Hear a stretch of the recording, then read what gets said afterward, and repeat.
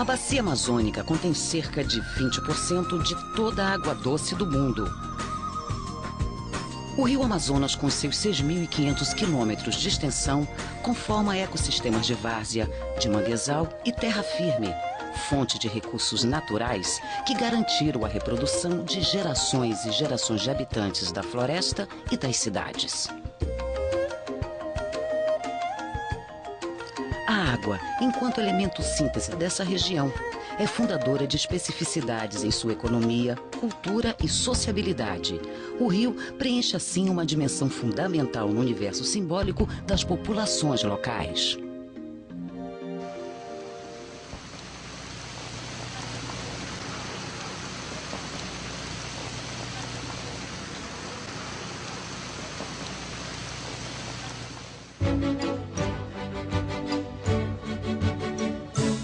Metrópole com mais de 1.300.000 habitantes, Belém está localizada no delta do rio Amazonas, com a população distribuída em área continental e pelas 39 ilhas do seu entorno.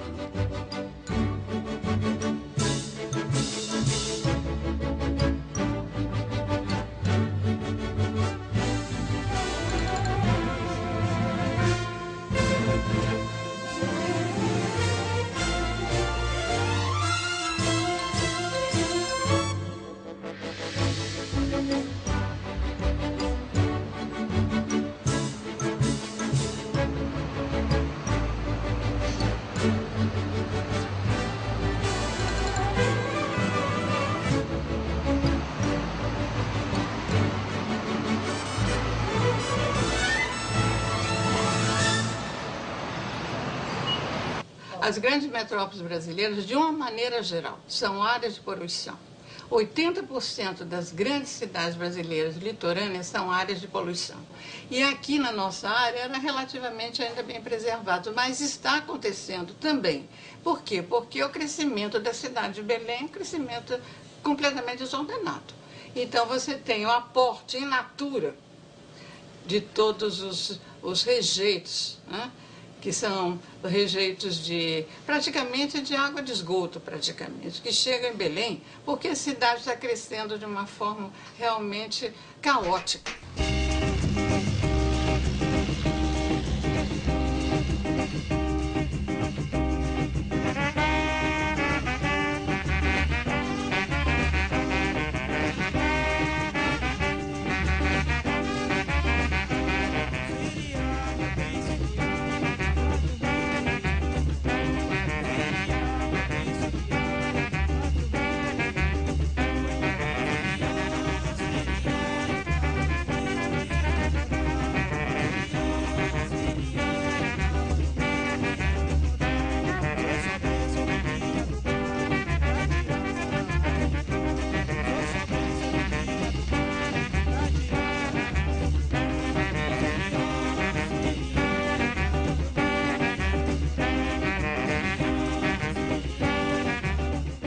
Quando se fala em Belém, é preciso pensar um pouco em todas as dezenas de cidades que também estão nessa embocadura do Amazonas.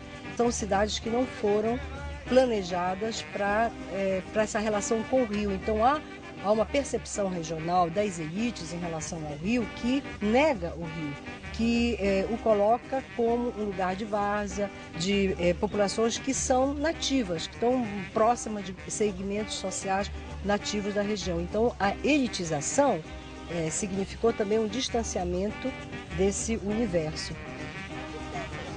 Esta desigualdade social está presente também na distribuição, no acesso e na qualidade da água nos diferentes bairros da cidade.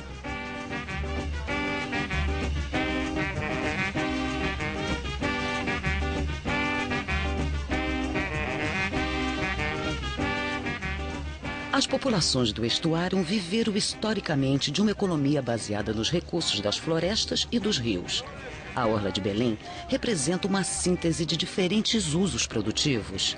A madeira permanece como uma das bases da economia dessa região, articulando processos industriais tradicionais a grandes empresas que abastecem o mercado internacional. Igualmente relevante na economia, a pesca industrial cresceu a partir do final dos anos 70, com a implantação de empresas de captura e beneficiamento. Mas a orla é também um lugar de encontro de pequenos produtores ribeirinhos que vivem nas ilhas e abastecem Belém com a diversidade de produtos da floresta.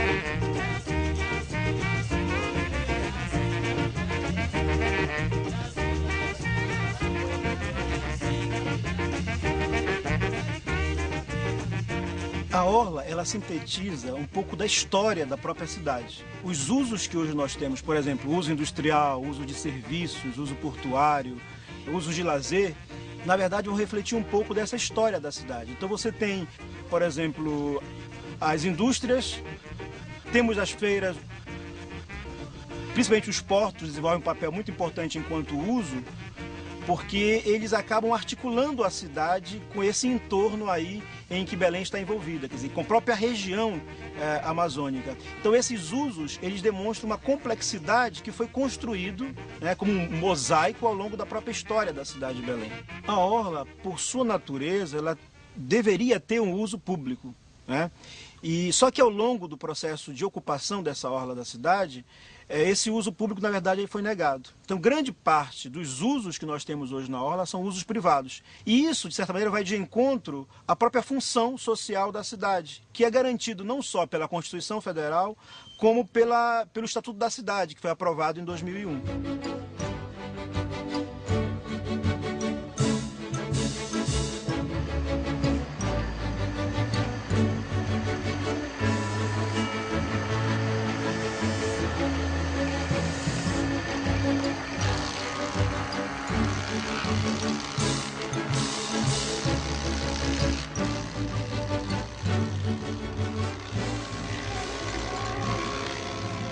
A rápida expansão urbana dos últimos 30 anos na Amazônia foi induzida por um modelo de desenvolvimento no qual as cidades desempenhavam um papel importante enquanto locos de modernização, porém aprofundando a desigualdade social e a ocupação de áreas mais baixas, como os igapós ou os igarapés que cortam a cidade.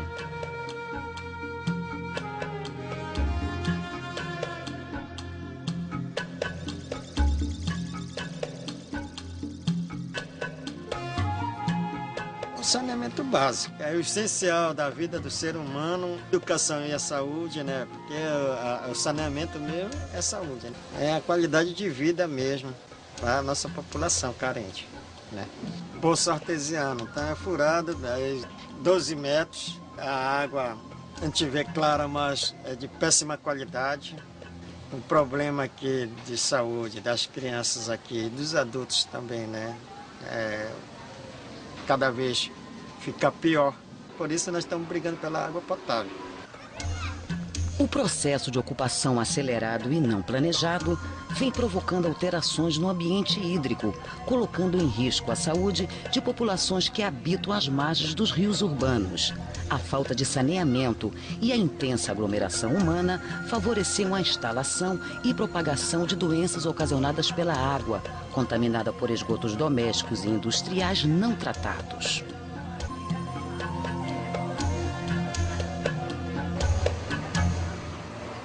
Belém demonstra aquilo que acontece mais ou menos no nível do Brasil, em termos de saneamento, né? Ela é a expressão amazônica da ausência do saneamento nos níveis nacionais, mas ela tem uma perspectiva cultural que tem muito a ver com essa questão da abundância. E daí porque eu insisto nessa coisa da regulação ser uma coisa perversa.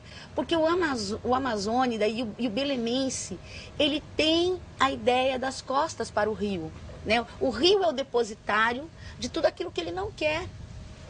E o rio orla, e o rio meio do rio, é o lugar onde ele vai buscar a vida, o sustento. Mas a parte urbana de Belém, né, da orla, ela virou o elemento depositário de rejeito, só isso.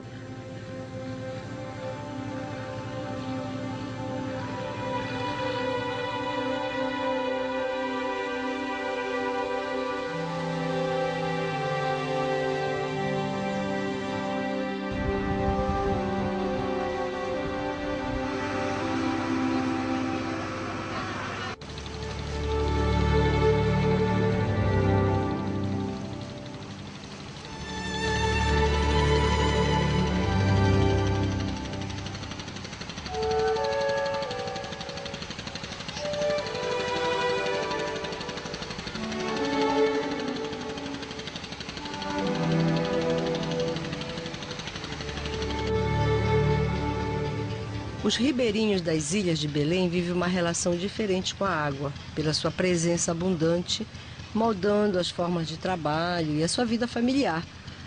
A água faz parte do lúdico e nele se nutre para formar representações que povoam o imaginário amazônico.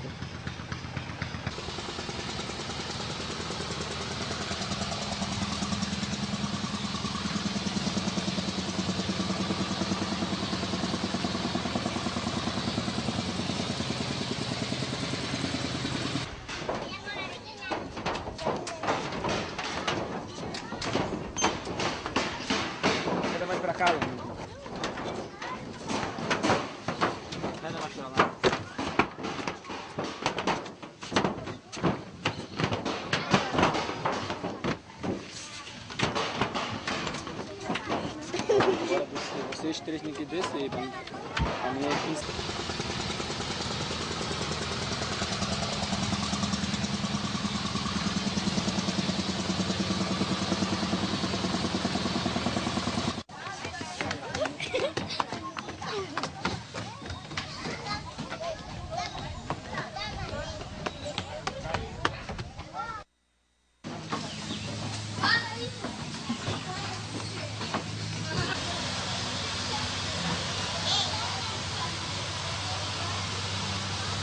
A valorização dos produtos da ilha, eles só têm sido mesmo valorizados naquilo que, no extrativismo.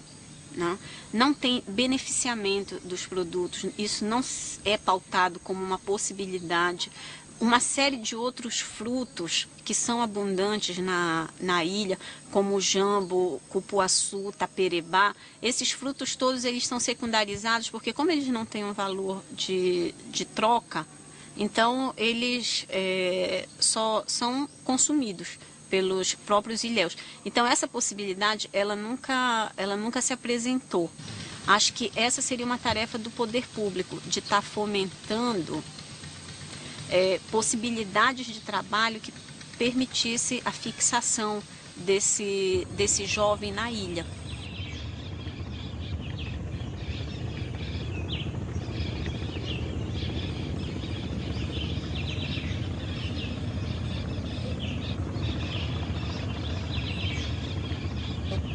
Hoje, em primeiro lugar, é o açaí. E algumas famílias que têm o cacau, por exemplo, na margem do rio, eles praticamente não têm o cacau, porque o cacau ele é plantado mais na parte alta, né? Que a gente tem como se fosse a bacia amazônica mesmo, né? Na frente é mais alta, mas para trás é alagado. Então, que é a predominância do açaí. E na frente, né, é que é plantado o cacau. Então você pode reparar que você vê mais assim nas áreas dentro dos igarapés, que tem menos erosão, né? Mas na beira do rio já não pode fazer isso, porque tem uma erosão maior em função da própria maresia, né? Que bate, a corrente é mais forte também. Então é difícil tu ver na margem do rio plantio de cacau.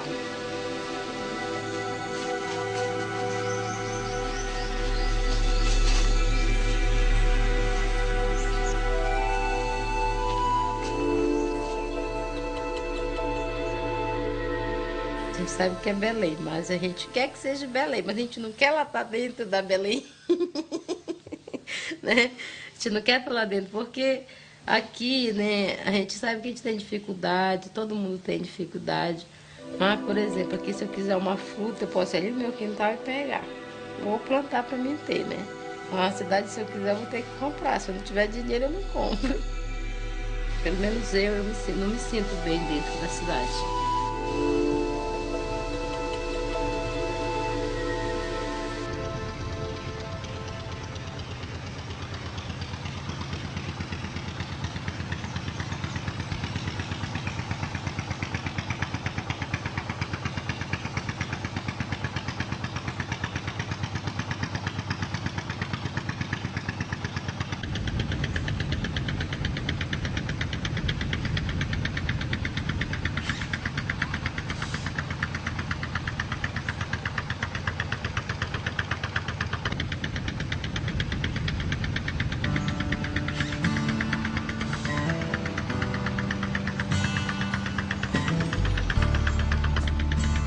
a grande questão que se coloca na agenda mundial hoje é o acesso à água, que tem sido caracterizado por uma polissemia na definição do conceito de água. Em um determinado momento ela é conceituada como bem econômico, num outro momento ela é conceituada como recurso comum, num outro momento ela é conceituada como serviço ou bem de consumo massivo, né? Quando, na verdade, a gente tem que compreender a água como um recurso vital. Porque a água, nesse novo modelo de reforma do Estado, que é empreendido agora no Brasil a partir da década de 90, meados da década de 90, a gente tem um modelo de agenciamento de todos os serviços públicos.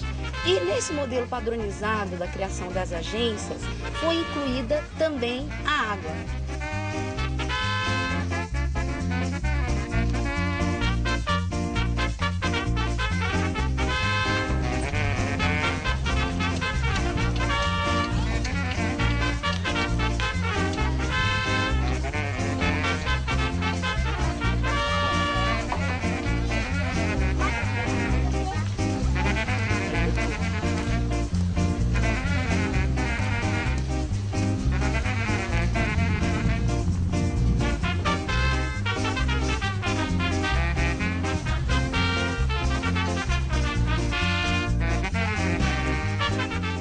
É fundamental, inicialmente, se incentivar um debate consciente sobre essa problemática das águas, da apropriação das águas por diferentes setores. E eu acho que aí é um papel importante da pesquisa, porque ela aponta na direção de se entender, de um lado, entender a importância dos ecossistemas e a dinâmica interna desses ecossistemas na produção da vida e na produção de riquezas regionais, tanto de recursos hídricos como recursos florestais, e, por outro lado, entender o significado da água para a vida humana, porque a água é a vida, em todos os sentidos. O acesso à água, enquanto direito à vida, portanto, universal, imprescindível e imprescritível, é ponto fundamental à cidadania de um povo, claro, nas sociedades democráticas. Por isso, não se pode considerar a água como mercadoria, objeto de poder, conflito e apropriação privada.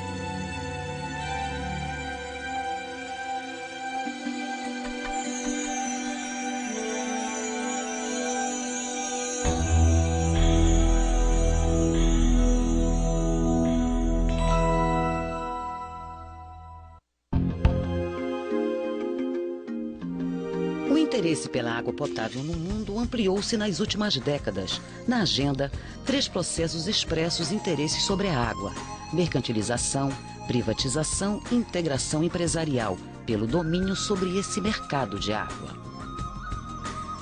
As disputas pela hegemonia de mercados e conflitos começam a se esboçar entre atores locais, nacionais e internacionais. Como regular os conflitos de interesses entre regiões com água abundante e outras sem esse recurso? Entre estados participantes das mesmas bacias hidrográficas? Que restará, nestas condições do acesso à água, um direito vital de todos.